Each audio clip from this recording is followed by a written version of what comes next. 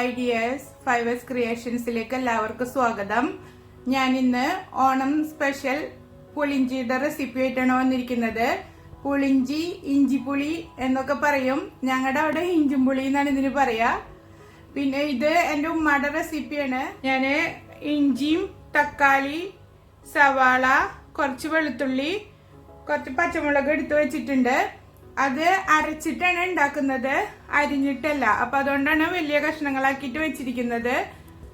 ഇത് എൻ്റെ ഉമ്മ എൻ്റെ മോൾക്ക് ഉണ്ടാക്കി കൊടുക്കാറുള്ളതാണ്. അവൾക്ക് ഇതിങ്ങനെ ഈ ഇഞ്ചിയും വെളുത്തുള്ളിയും ഒന്നും കിടക്കുന്നത് ഇഷ്ടമല്ല. അപ്പൊ ഇതൊക്കെ കൂടി അരച്ചിട്ട് ഉമ്മ നല്ല പേസ്റ്റ് പരുവത്തിലാണ് ഇഞ്ചിക്കറി ഉണ്ടാക്കി കൊടുക്കാറ്. അപ്പൊ ആ ഒരു റെസിപ്പിയാണ് ഇന്ന് ഞാൻ നിങ്ങൾക്ക് വേണ്ടിയിട്ട് ഷെയർ ചെയ്യുന്നത്. ഓണത്തിന് എല്ലാവരും ട്രൈ ചെയ്ത് നോക്കണം. എൻ്റെ ചാനൽ ആദ്യമായിട്ടാണ് കാണുന്നുണ്ടെങ്കിൽ സബ്സ്ക്രൈബ് ചെയ്യാനും ലൈക്ക് ചെയ്യാനും ഷെയർ ചെയ്യാനും മറക്കരുത്. ഇനി നമുക്ക് തയ്യാറാക്കാം. അതിനുവേണ്ടി ഞാൻ ഓൾറെഡി പുളി വെള്ളത്തിലിട്ടിട്ട് പിഴിഞ്ഞെടുത്തിട്ടുണ്ട്. ഇതുപോലൊരു പീസ് എടുത്തിട്ടാണ് വെള്ളത്തിലിട്ടിട്ട് പിഴിഞ്ഞെടുത്തത്. ആദ്യം ചൂടുവെള്ളത്തിൽ ഇട്ട് വെച്ചിട്ട് നന്നായി പിഴിഞ്ഞെടുത്ത് ഒരു പ്രാവശ്യം കൂടി വെള്ളം ഒഴിച്ചിട്ട് പിഴിഞ്ഞെടുത്തതാണ്. ഇതാ ഏകദേശം ഇത്രയുണ്ട്.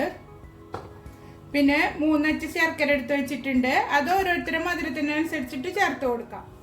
മിക്സിയുടെ ചെറിയ ജാർ എടുത്തിട്ട് ഇതെല്ലാം ഇതിലിട്ടിട്ട് അരച്ചെടുക്കാം. ഒരു 8 അല്ലി വെളുത്തുള്ളി എടുത്തിട്ടുണ്ട്. ഈ ഒരു വലുപ്പത്തിലുള്ളതാണ് ഞാൻ എടുത്തിരിക്കുന്നത്.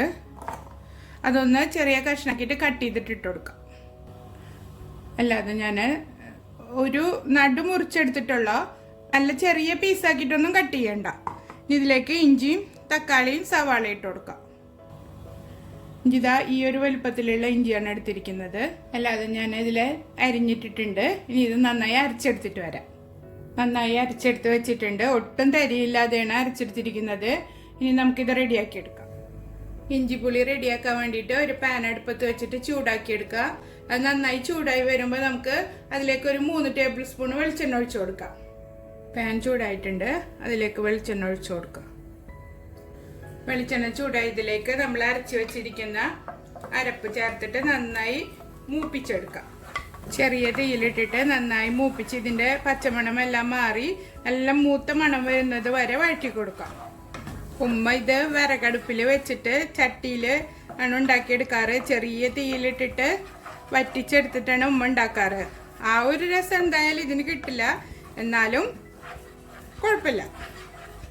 ഇത് ഞാൻ വെക്കേഷന് പോകുമ്പോൾ ഉമ്മാനെ കൊണ്ട് ഉണ്ടാക്കിയിട്ട് നിങ്ങൾക്ക് കാണിക്കണമെന്ന് വിചാരിച്ചതായിരുന്നു. പക്ഷേ ഇപ്രാവശ്യം വെക്കേഷന് പോകാൻ പറ്റിയില്ല. അടുത്ത പ്രാവശ്യം ഇൻഷാല്ലാ എന്തായാലും ഞാൻ ഉമ്മാനെ കൊണ്ട് ഉണ്ടാക്കിയിട്ട് ഉമ്മയുടെ സ്പെഷ്യൽ കുറേ റെസിപ്പികളുണ്ട്. ഞാൻ അതെല്ലാം നിങ്ങളുമായി ഷെയർ ചെയ്യാം കേട്ടോ.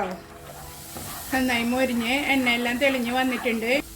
ഇനി ഇതിലേക്ക് നമുക്ക് മുളക് പൊടിയും മഞ്ഞൾപ്പൊടിയും ചേർത്ത് കൊടുക്കാം. പൊടികൾ ചേർത്ത് കൊടുക്കുമ്പോൾ നല്ല ലോ ഫ്ലെയിമിൽ വെക്കണം, അല്ലെങ്കിൽ പെട്ടെന്ന് കരിഞ്ഞു പോകും. ഒരു 1/4 ടീസ്പൂണ് മഞ്ഞൾപ്പൊടി, ഒരു 3/4 ടീസ്പൂണ് മുളക് പൊടി. മുളക് പൊടി ഇല്ലാതെ പച്ചമുളകിൻ്റെ എരിവ് മാത്രം മതി എന്നുണ്ടെങ്കിൽ അങ്ങനെ ഉണ്ടാക്കിയെടുക്കാം. ഇതൊരു കളറിന് വേണ്ടിയിട്ട് ഞാൻ കാശ്മീരി മുളക് പൊടി ചേർത്തിരിക്കുന്നത്. നിങ്ങൾ നിങ്ങളുടെ എരിവിനനുസരിച്ചിട്ട് ചേർത്ത് കൊടുക്കുക. ഒന്ന് മൂപ്പിച്ചെടുക്കാം. നന്നായി മൂത്ത് വന്നിട്ടുണ്ട്. ഇനി ഇതിലേക്ക് നമുക്ക് പുളി പിഴിഞ്ഞത് ഒഴിച്ചു കൊടുക്കാം.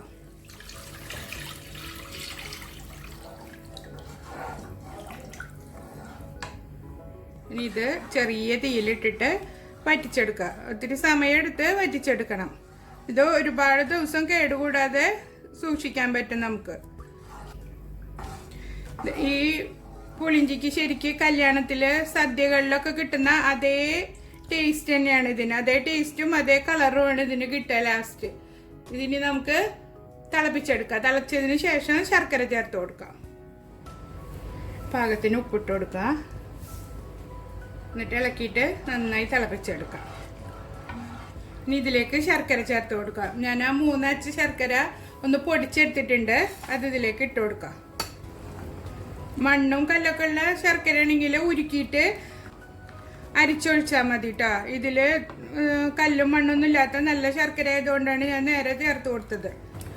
ഇനി ഇത് ചെറിയ തീയിലിട്ടിട്ട് വീണ്ടും വറ്റിച്ചെടുക്കാം. ഇത് ഇത്തിരി സമയം എടുത്തിട്ട് തന്നെ ഉണ്ടാക്കിയെടുക്കേണ്ടതാണ്. ഇത് നമ്മൾ വേറെ ഏതെങ്കിലും ജോലി ചെയ്തുകൊണ്ടിരിക്കുമ്പോൾ ഇത് കലക്കി അവിടെ അടുപ്പത്ത് വെച്ചാൽ മതി. അത് അവിടെ കിടന്ന് തന്നെ വറ്റിക്കോളും. ഇടയ്ക്കിടയ്ക്ക് ഒന്ന് ഇളക്കി കൊടുത്താൽ മതി. നമ്മുടെ മറ്റു ജോലികളും നടക്കും, ഇതും റെഡിയായി കിട്ടും. നന്നായി കുറുകി വന്നിട്ടുണ്ട്. അപ്പോൾ ദാ ഈ ഒരു തിക്നെസ്സിലാണ് ഇരിക്കുന്നത്. ഇനി തീ നിർത്തി കൊടുക്കുക. എന്നിട്ട് ഇത് ചൂടാറുമ്പോൾ ഒന്നും കൂടെ കുറുകും. ഉപ്പും എരിവും മധുരം എല്ലാം നോക്കിയിട്ട് കറക്റ്റ് ആണോ നോക്കണം. ഇല്ലെങ്കിൽ ഈ സമയത്ത് ചേർത്ത് കൊടുക്കണം. ഇനി നമുക്ക് തീ നിർത്തിയിട്ട് ഇത് കാച്ചി ഒഴിക്കാം. ഇരിക്കും തോറും കുറുകി വരും. ഇനി തണുക്കുമ്പോൾ ഒന്നും കൂടെ കുറുകും. കണ്ടോ? അപ്പം ഈ ഒരു പരുവത്തിലാണ് ഇരിക്കുന്നത്. കാച്ചി ഒഴിക്കാൻ വേണ്ടിയിട്ട് ഒരു പാൻ വെച്ചിട്ട് ചൂടാക്കി എടുക്കുക. അതിലേക്ക് 1 ടേബിൾ സ്പൂണ് വെളിച്ചെണ്ണ ഒഴിച്ചു കൊടുക്കാം.